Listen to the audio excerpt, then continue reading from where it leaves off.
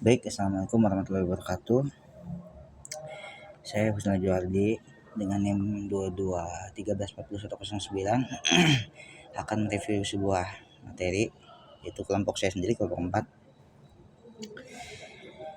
Seperti biasa kita memulai MK Teknik Produksi Film dengan menonton film, dan adapun gaya-gaya dokumenter dan tema-tema dokumenter yang akan dibahas dalam pertemuan kali ini. Pertama ada gaya dokumenter ekspositori. Menurut Wong So, dokumenter adalah ekspositori adalah jenis yang menggunakan narator sebagai elemen utama yang menyajikan informasi secara jelas dan terstruktur. Umumnya elemen yang lain menjadi bahan pendukung narasi, mulai dari grafik, foto, wawancara, harga visual, ilustratif yang digunakan untuk menghubungkan unsur-unsur cerita.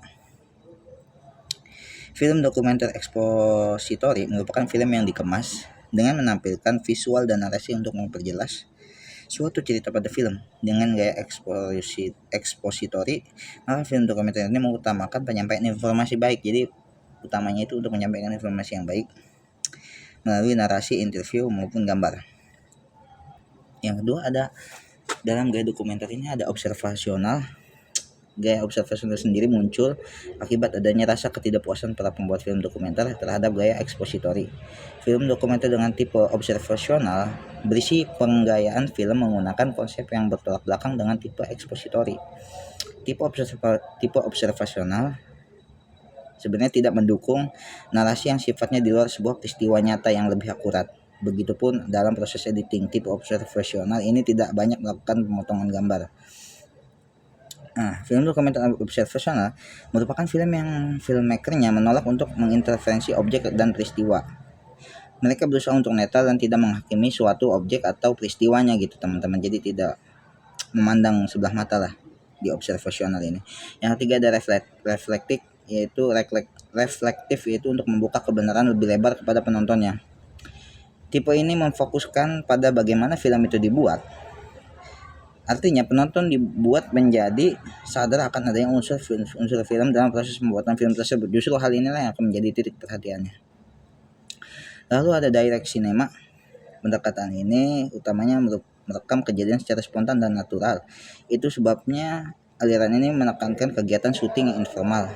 Nah, adapun kekuatan direct cinema adalah pada kesabaran pembuat film untuk menunggu kejadian-kejadian signifikan yang berlangsung di hadapan kamera. Pembuat film berusaha agar keberadaan mereka sedikit mungkin berpengaruh terhadap kesehatan para subjeknya. Yang kelima ada partisipatori. Nah, partisipatori ini adalah pendekatan subjek yang dilakukan menempatkan karakter-karakter film dalam situasi yang dramatis, lalu membiarkan mereka berimprovisasi dan merekamnya. Jenis dokumenter ini menunjukkan peran bagaimana hadirnya pembuat film pada film yang dibuatnya. Situasi kondisi yang direkam bisa tergantung pembuat film yang berpartisipasi. Jenis dokumenter partisipatori ini disebut dengan cinema flat. Nah, yang keenam puitis. Gaya dokumenter ini lahir dan berkembang di tahun 1920. Jadi seiring perkembangan sinema Eropa, gaya dokumenter puitis berperan untuk melawan tradisi film fiksi Hollywood yang memiliki 3 elemen, yaitu karakter yang sadar diri, mengubah aspirasi hidupnya, dan hubungan sebab akibat dalam penceritaan dan kesatuan ruang dalam waktu editing.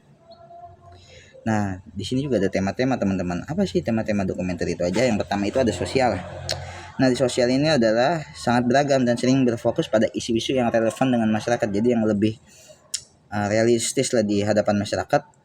Dan dokumenter juga ini bertujuan untuk menginformasikan, tetapi juga untuk memberikan kritik sosial, mencegah kesadaran, mengugah kesadaran atau menyajikan kesadaran dan mendorong perubahan. Yaitu hal-hal yang biasa kita jumpai di dokumenter sosial adalah kritik sosial, sisi gelap media sosial, isu lingkungan, krisis dan iklim. Nah, yang kedua itu ada politik. Definisi dokumenter politik adalah jenis film yang bertujuan untuk mendokumentasikan peristiwa, tokoh atau isu-isu politik nyata. Film ini hanya menyajikan fakta, tetapi juga dapat mencerminkan keberpihakan politik dari sutradara atau pembuatnya. Tujuannya utama adalah dokumenter politik seringkali untuk memberikan wawasan, mengedukasi penonton, atau bahkan memobilisasi opini publik terhadap isu tertentu. Jadi terhadap isu-isu politik tertentu. Dan ketiga ekonomi, yaitu mencakup berbagai aspek yang berkaitan dengan sistem keuangan, krisis ekonomi, perilaku konsumen, dan dampak kebijakan ekonomi. Lalu ada pendidikan. Pendidikan juga yaitu dikelilingi dokumenter pendidikan juga melibatkan beberapa aspek, yaitu implementasi kurikulum, proyek berbasis komunitas, pembelajaran berkolaboratif, pentingnya makna dan nilai tafsir, inspirasi karakter bertanggung jawab. Lalu kelima ada sejarah. Film dokumenter sejarah adalah film yang berusaha untuk merekonstruksi dan menginterpretasi peristiwa masa lalu menggunakan berbagai sumber seperti arsip, rekaman, wawancara, dan analisis ahli. Tujuannya untuk apa? Tujuannya adalah memberikan perspektif yang komprehensif tentang masa lalu atau peristiwa yang lalu dengan fokus pada narasi, konteks, dan implementasi peristiwa tersebut. Nah, yang keenam ada film dokumenter alam. Film dokumenter alam bertujuan untuk mengungkap keindahan, keajaiban, dan kompleksitas dunia alami.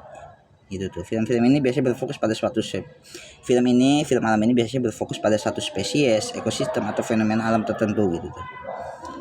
Nah, selanjutnya ada film dokumenter biografi yang ketujuh, menceritakan kisah kehidupan seseorang, yaitu untuk menceritakan kisah hidup individu yang menarik, tokoh publik yang terkenal atau individu dengan kisah hidup yang unik atau yang hebat. Biasanya film ini menggabungkan wawancara dengan keluarga, teman, kolega, dan arsip pribadi untuk memberikan pemahaman yang komprehensif tentang kehidupan dan karya subjek.